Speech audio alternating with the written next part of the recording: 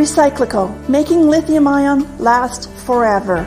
Recyclico's patented recycling process achieves up to 100% recovery of battery metals from lithium-ion batteries for electric vehicles, including cobalt, lithium, nickel, manganese, and aluminum. Recyclico Battery Materials Incorporated trades on the TSX Venture AMY, on the OTCQB AMYZF, and Frankfurt ID4. For more information, visit recyclicode.com or phone us at 778-574-4444. Recyclico, making lithium-ion last forever. You're listening to HowStreet.com radio, available online at TalkDigitalNetwork.com. Welcome to HowStreet.com radio, the online source for market opinions. Here is Jim Goddard. My guest is Mark Leibovit, editor and publisher of the Leibovit VR newsletters, also known as VRTrader.com. He's speaking to us from Arizona. Welcome back to the show, Mark. Glad to be here, Jim. Thanks for having me. Do we have a special offer for our listeners? Yeah, we do. And it's the all the newsletters, but in particular the annual forecast model, which we've mentioned in the last several interviews, and I'm particularly proud of it because it sort of warned what you're now seeing in the markets now, based on cyclical work. Anyway, we get an offer of 50% promo code if you want to take advantage of the forecast model. It's 2022 half off is the promo code. You go to vrtrader.com, and you can see all our newsletters up on the screen, but in particular the VR Forecaster is the one I'm referring to. So been only doing it since 1987, so it must have some reliability, otherwise we wouldn't be doing the work all these years. Nothing's perfect, but I know it called a crash in 1987, which sort of spoiled me, got me going ever since. In January of that year, it said watch out for October, and we actually published that saying watch out for that big slip in October coming up. So, like I say, not every year is perfect, but it's made some dramatic calls. And just recently now, this sell-off we're starting to see, and the top the market's putting in here is all part of that model. And we also do a model for other markets, Jim. We have gold in there, and lithium, and silver, and Bitcoin, and all kinds of fun stuff. In fact, the model for Bitcoin a year ago, January, called for a big rise through the following 12 months, which is what happened. It also called for a rise in crude oil and so forth. So, I do technical work, my volume work, but over the years I've become more and more balancing that with the cyclical forecasts that we've come up with using all kinds of tools and, patterns in the market that tend to repeat themselves, which are just not talked about in the financial press at all, because it sounds like, you're too far out. You have to talk about balance sheets or what the Federal Reserve is doing, or what some company spokesman says about their earnings projections and forecasts, or what, Janet Yellen is saying about the Treasury and the U.S. debt, or so forth and so on. And it turns out none of that really necessarily makes you money. It's just a lot of noise. And a lot of the government reports that come out that the street, not me, but the street holds their breath for, coming up every, few weeks, depending on which model you're looking at, generally are incorrect or revised later, or they're politically motivated. So I really don't pay much attention to them. I know the street does. They get all excited about it because they believe what the government is saying, which is the first mistake. So, you got to do your own work. You got to look at the charts. You got to look at market sentiment. You got to look at cycles. History does repeat itself in different forms. And that's a long explanation of the VR forecast during what I'm doing. So anyway, the promo code is 2022 half off. Go to VR Trader. Are you a financial advisor? I am not. I do not provide financial advice, create portfolios, advise clients. Used to do that a long time ago, but I don't provide financial advice. We do produce our newsletters. Now, taking a look back at the stock market this week, some people have warned that the proportion of people's portfolios in equities is at about the same point as it was during the dot-com crash back in 2000. Does that worry you? And is that a warning sign just in itself? Well, the only difference is that the dot-com bubble lasted for a period of time. And this whole AI nonsense, which is not new. AI has been around a while, just not talked about. But the push on AI is relatively new, and it took a few years till I think it was in the mid-'90s it started, and it ended in 2000, 2001. So it took a while for all that excessive speculation to really run its course. So I don't know if it's run long enough, to say the bubble is over. Everybody's talking about it. Remember back then, every company in the late 90s, the 1990s, would change their name to .com company because they wanted to, they wanted the people to believe, oh, they're cool and they're using the most current technology. So if you had a company XYZ, suddenly they changed their name to XYZ.com.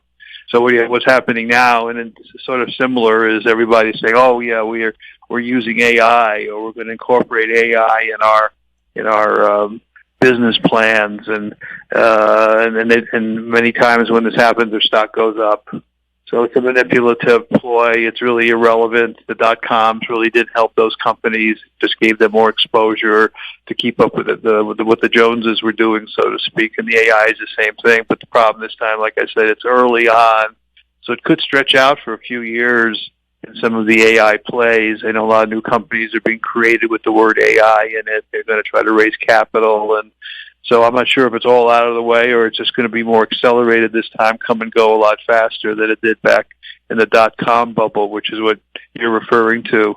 So I more or less see it as irrational exuberance, too much reaction to it, and too much excitement about something. Not that it doesn't have any meaning, but I'm getting emails every day about, this, AI tool that you could use. Of course, Microsoft has the one they put up on their platform, and everybody, is jumping on board. But I'm nervous about it. But I don't know if we want to compare apples to oranges. But I am concerned about the markets. I did some studies this past week, looking at some of the charts, and there seems to be some correlation. And this is preliminary work on my part, but seeing that there's some relationship here between the fall of 1986 and the spring of 1987, comparing the current period back to that pattern, and the end result was a crash in 1987 that came a few months later. So if that pattern, of course, one instance is not enough, and it could just be a coincidence, but that could be setting the stage for a crash, later this year, early next year, of some significance. So doesn't mean it's happening today, but there seems to be some similarity in the chart. So that is catching my attention a little bit now. But I don't know if you want me to just go on and just rant and rave here a little bit, Jim. But I warned in mid-March when that cover story came in on Barron's magazine. We talked about this in a previous interview. There's a bull right on the cover, and that reminded me of the almost identical cover story, which occurred, I think it was on March 10th, 2000. That's 24 years ago. And that was right at the top of the NASDAQ, and it just collapsed from there. It was March 10th, 2000. So anyway, March 16th, I think, was the cover story that Barron's notably put out this past month. And I put it right. In fact, it's in my newsletter every night. You see the first thing when you open my newsletter, you see the bull on the cover of Barron's magazine. So, I used to start my presentations when I did live presentations at the Money Show and all these places, and I would pull up all the examples of how the financial press is totally mistimes the market.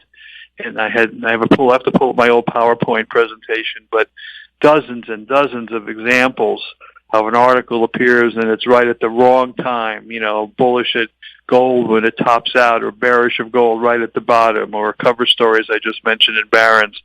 and some of the press people in the audience didn't like me too much when I said that, because they're succumbed to the same emotion and bad information that everybody else is. And the bad information comes from the government, comes from PR people, comes from the financial media, which is biased.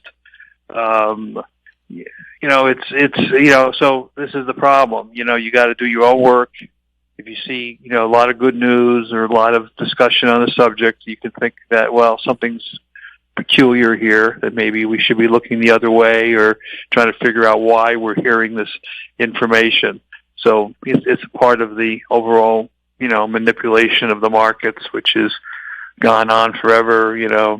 Jesse Livermore, Bernard Baruch, all talked about this, wrote about it in their books, and if you study the history of these people, and they talk about how markets are manipulated. So, and then now on top of everything else, we've got the government big time in there with the Plunge Protection Team, which is the working group of financial markets that Ronald Reagan created, the Equity Stabilization Fund, which goes all the way back to the 1930s, and absolutely zero discussion of this in the media.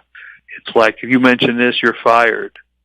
I mean, it's just incredible how there's no discussion of this. And you'll say, well, if you think that's happening, prove it. Well, I guess I'd have to get Freedom of Information Act reports to see what the government's doing or not doing. And some people actually did this going back a few years ago, and I think even recently with the Federal Reserve, and found out they were doing some pretty sleazy things, like buying stock or bonds in a company like Harley Davidson. That was one of many examples. I remember pulling that out of the Freedom of Information Act report. And, if I was sitting in front of Chairman Powell at one of these meetings, which I would never be allowed to do, I would say, well, what stocks are you investing in now, Mr. Powell? What companies are you bailing out secretly that we don't hear about? How are you involved in the movement of the markets? Forget the interest rate nonsense. Let's talk about the manipulation of the markets and the money supply. Are you increasing or decreasing that, which has an effect on the markets, not the interest rates? Things that really affect the ability of money to move or banks to lend. Are you restricting the the bank's ability to lend money, or you're loosening it up? Forget what interest rates are at the time. And these little subtle things that are just not discussed in the press. So you need to know. You need to do your work on this stuff, and hopefully you can dance around it and benefit. Well, in late March, a secret report done by the RCMP was uncovered by Matt Malone, a professor at the BC Thompson Rivers University, and it warned politicians they should be ready for wide unrest in the country once Canadians realize how poor they are. And then they said another reason for it is distrust in government information, and then that part was all redacted, as if that's not going to make you even more suspicious. Right. I know when they release all these reports, and I don't want to cite the specific situation, but you get all these tons of reports and information, and then you get all the black paint across these sections, the redacted portions, so you can't read it. I mean, it's a tragedy. You get the reports, but the key parts have been, whited out, and you can't read everything, and you have to read between the lines where things haven't been written out. It really comes down to government. The others write about this and talk about it more than I do, but bad government. That's really what it comes down to. People in a position of power, exercise it in irrational ways, and maybe they're just a subject of mental illness. Well, I wonder about Prime Minister Justin Trudeau saying, too many migrants were allowed into Canada. We didn't build enough housing. He's been in power since 2015. And it's like, this is a surprise to him now that we had 1 million people added to the Canadian population in 1 year, and another 1 million added a year later. we didn't have enough housing before that. So we have a government that's not even aware of what it's doing. And of course, it's not like people haven't been telling them. Yeah, well, they just choose to ignore it, or it has, political benefit for them, like the border situation here in the U.S., where there's open border, there's no immigration control. My grandparents came over here from Europe, and they had to go through Ellis Island and really certify who they were and go through the process. And here they're letting millions of people cross the border. Why? Because it creates potential voters for the Democrats. And they say, oh, this is good. It provides needed labor into the country. But that's fine. But you have to vet these people that it's not happening. And you're getting, Chinese coming across the border and former criminals and all kinds of stuff. It's just insane. And it's all politically motivated. Trudeau has his own, reasons. And,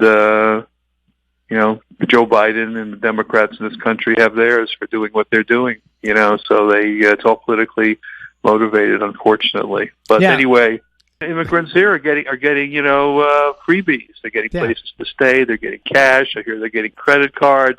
They're getting medical care, things that, unfortunately, people are living on the streets, all over this country. And as you see, it's going on in Canada and Vancouver and everywhere else.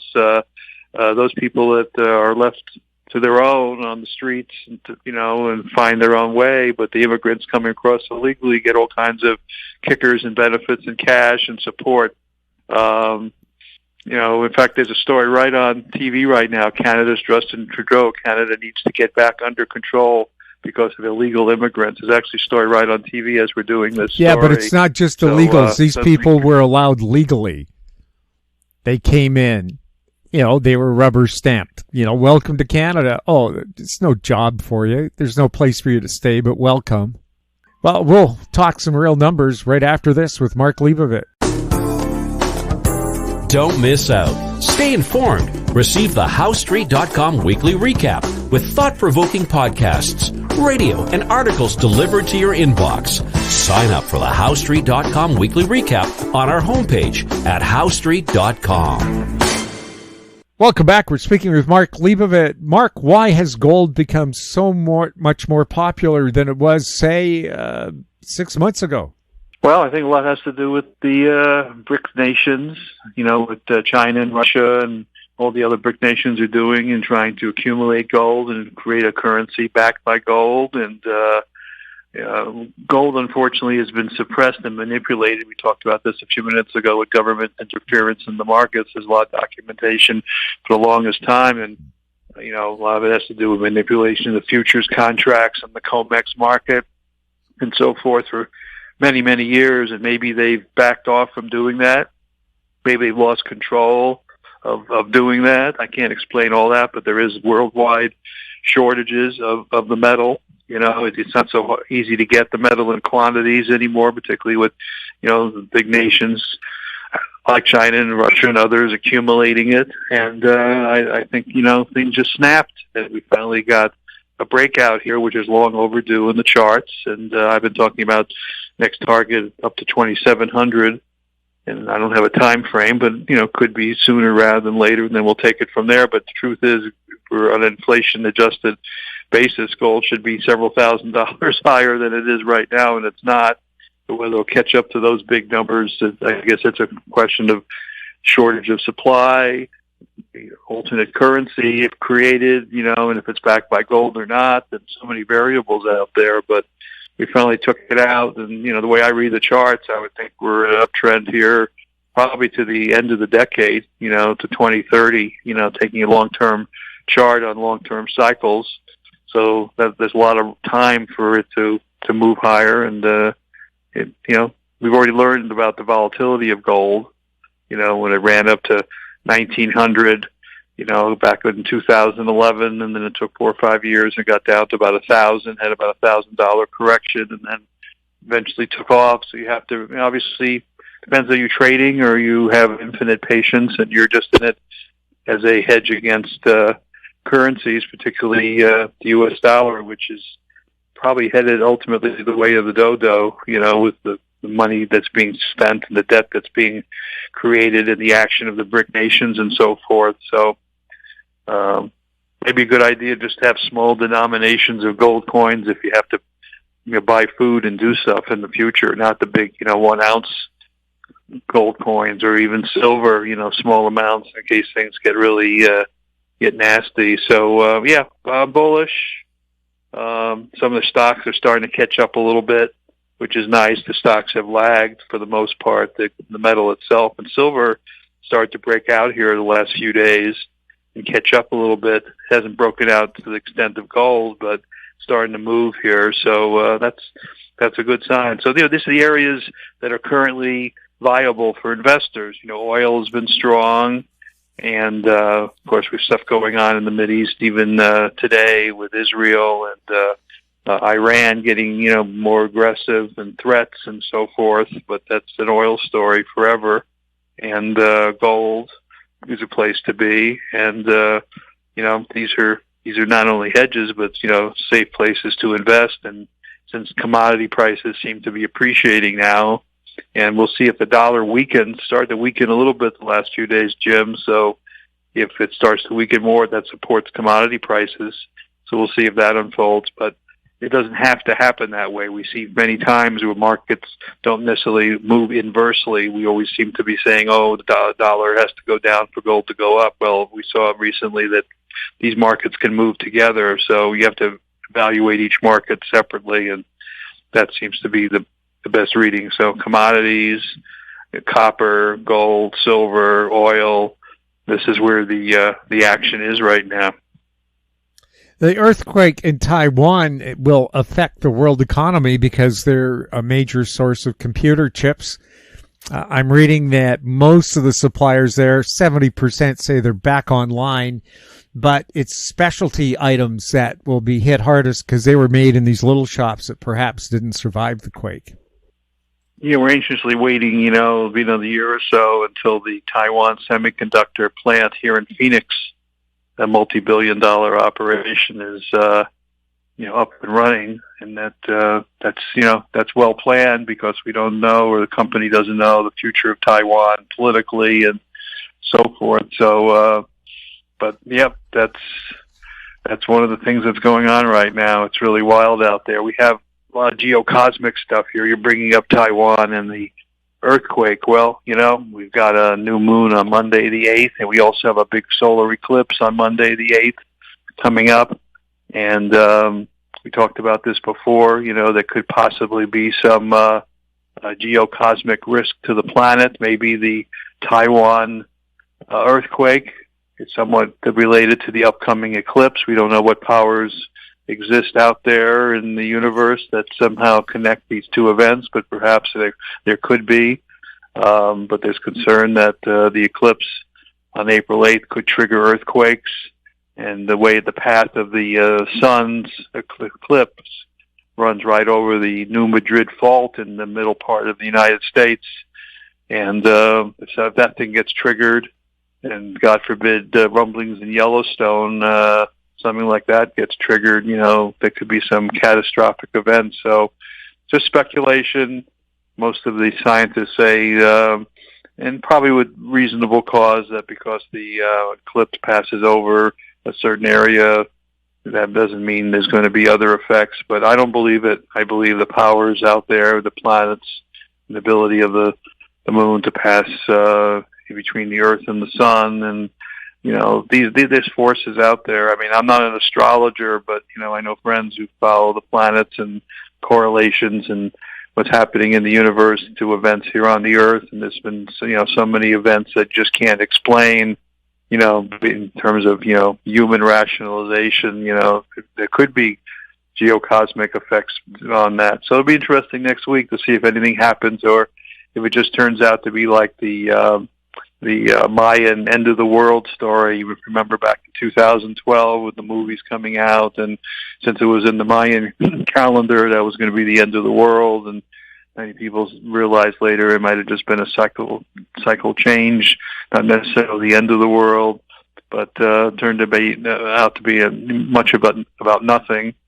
So the same thing could be with the solar eclipse next week. But I'm always keeping an eye out on this stuff because I am very geocosmically oriented, as you know, and I follow cycles, and I see correlations on the lunar cycles to highs and lows in the market. And there are seasonal tendencies in the markets, as I've discussed, with the various equinoxes and solstices and how they affect, where we are in terms of market position and so forth over the years. So, we'll see. It'll be an interesting time. A lot of stuff going on. Of course, you're aware in your part of the world of all that seismic activity off the coast of Big Vancouver Island, which is not a news story. But apparently a lot of earthquakes and shifts have been occurring. And maybe this is all tied to the same time frame, with the solar eclipse and what we just mentioned, Taiwan. All of these seems to be happening on the planet. So, all of a sudden, the story in the Mideast, unfortunate tragedy there, and conflicts around the planet in humankind become irrelevant when Mother Earth decides to step forward and say, hey, I got something more important to talk about. You know what I mean? That literally can change the planet dramatically, So anyway, we can get off on a long discussion about human history and, what is previous civilizations probably and have already been documented and existed here on the planet tens of thousands of years ago that suddenly disappeared, and possibly because of geocosmic events or tragedy just wiped them off the planet. So we could sit here and be cocky about all the wonderful things we're doing and AI and our potential exploration of Mars and the bases on the moon and all this fun stuff, and then suddenly Mother Earth does one of these polar shifts, or suddenly there's some dramatic planetary event, and that could change things really quickly. That's my interpretation of it. I mean, we're getting off on a tangent here a bit, but I think changes happen very dramatically.